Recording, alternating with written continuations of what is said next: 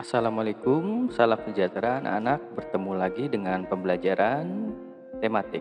Selamat datang siswa dan siswi SD Kecamatan Pekalipan. Mari kita belajar bersama. Materi kita kali ini adalah kita akan membahas tentang ciri-ciri makhluk hidup. Makhluk hidup adalah suatu organisme yang dapat mempertahankan dirinya dari berbagai bentuk perubahan lingkungan dan dapat berkembang biak untuk melestarikan jenisnya.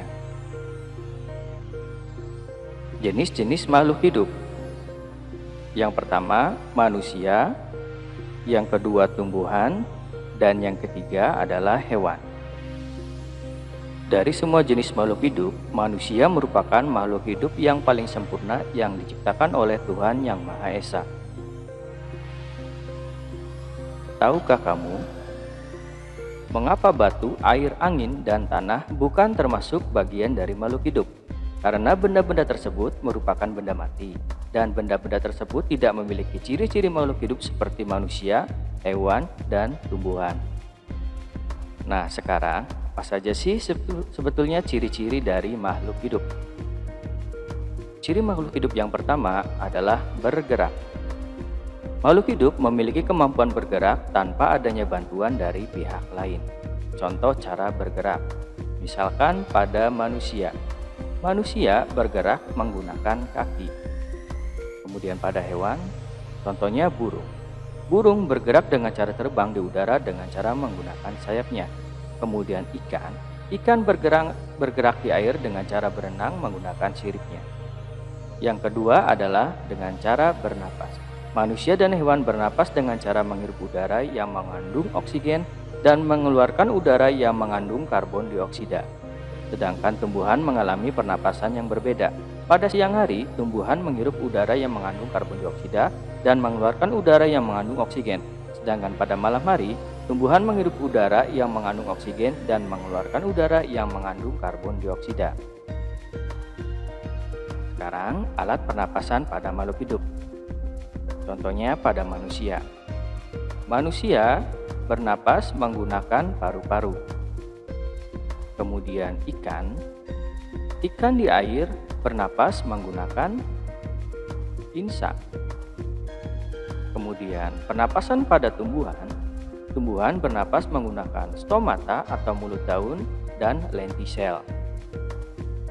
Kemudian pada kecebong sehingga menjadi katak, itu pernapasnya berbeda. Pada kecebong bernapas menggunakan insang, ketika menjadi katak dewasa bernapas menggunakan paru-paru. Ciri makhluk hidup yang ketiga adalah mengalami pertumbuhan. Pertumbuhan artinya bertambahnya ukuran tinggi badan dan berat badan. Pertumbuhan manusia juga dipengaruhi oleh makanan serta minuman, juga kebiasaan olahraga. Maka dari itu kita harus makan dan rajin berolahraga ya anak-anak.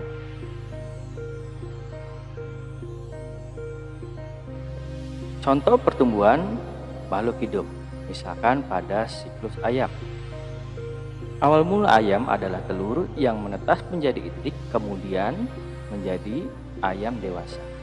Pada manusia diawali pertumbuhan dari bayi, remaja, dewasa, hingga tumbuh menjadi tua. Kemudian pada tumbuh-tumbuhan diawali dari biji-bijian sehingga tumbuh berkembang menjadi tumbuhan yang lebih besar. Ciri makhluk hidup yang keempat adalah dengan cara berkembang biak. Berkembang biak adalah kemampuan makhluk hidup untuk menghasilkan keturunan. Tujuan berkembang biak adalah untuk melestarikan jenisnya. Cara perkembangbiakan makhluk hidup. Yang pertama adalah dengan cara bertelur. Contoh hewannya adalah ayam, kemudian burung, dan ikan. Kemudian cara perkembangbiakan makhluk hidup selanjutnya adalah dengan cara melahirkan. Contohnya adalah hewan kucing, kemudian gajah, dan kuda.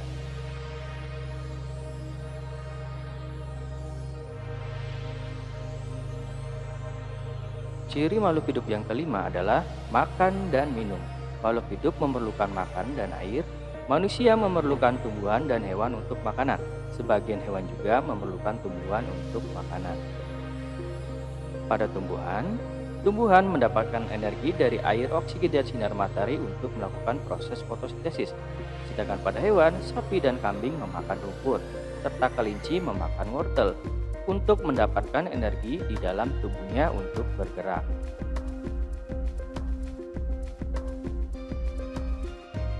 Ciri makhluk hidup yang keenam adalah peka terhadap rangsang. Kepekaan makhluk hidup terhadap rangsangan berbeda-beda. Misalkan pada manusia, pupil mata seseorang akan mengecil secara spontan menutup mata saat menerima rangsangan berupa sinar matahari yang terlalu terang. Kemudian pada tumbuhan daun putri malu akan segera menutup daunnya saat mendapat rangsangan berupa sentuhan. Kemudian, buah pada pohon pacar Cina akan meletus jika disentuh.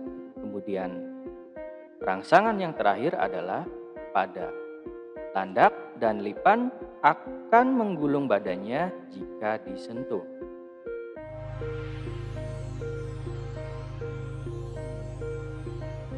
Materi selanjutnya anak-anak, kita akan belajar penjumlahan dengan teknik tanpa menyimpan pada kelas 3. Masih ingatkah kamu? Jika jumlah hasil panen buah jeruk pada kebun A sebanyak 1.250 buah jeruk dan kebun B sebanyak 2.500 buah jeruk, maka berapa banyak buah jeruk yang dihasilkan dari kedua kebun tersebut? Nah, caranya adalah dengan kita menjumlahkan secara bersusun.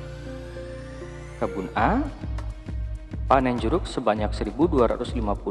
Kebun B panen jeruk 2.500 buah jeruk.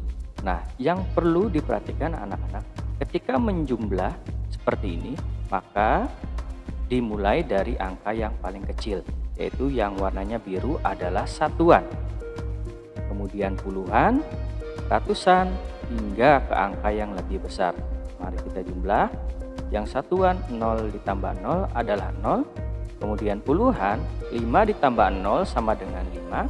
Kemudian ratusan 2 ditambah 5 sama dengan 7. Dan yang terakhir ribuan 1 ditambah 2 hasilnya adalah 3. Maka diperoleh angka 3750. Maka panen buah jeruk dari kedua kebun jika disatukan berjumlah 3.750. Nah, caranya cukup mudah kan anak-anak? Mari kita asah kemampuan ya. Berapakah hasil penjumlahan dari 1.556 ditambah 3.213? Caranya sama. Dengan cara penjumlahan secara berurut, dimulai dari dihitung angka yang terkecil, satuan, puluhan, ratusan, hingga ribuan. Yang pertama, kita jumlahkan angka yang paling kecil, yaitu angka satuan. 6 ditambah 3 hasilnya 9.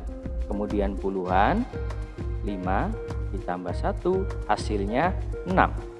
Kemudian ratusan, 5 ditambah 2 hasilnya 7. Dan yang terakhir angka ribuan, yaitu 1 ditambah 3 hasilnya 4. Dari sini kita memperoleh angka 4769. Apabila dibacakan, maka hasilnya adalah 4769. Nah, begitu kira-kira caranya penjumlahan dengan teknik tanpa menyimpan. Nah, di rumah kita jangan lupa jaga kesehatan dengan makan makanan yang teratur dan juga berolahraga, karena itu merupakan cara kita bersyukur kepada Tuhan Yang Maha Esa. Kita sudah belajar tentang tematik ya anak-anak. Selanjutnya kalian berlatih ya agar menjadi lebih pintar lagi. Wassalamualaikum warahmatullahi wabarakatuh.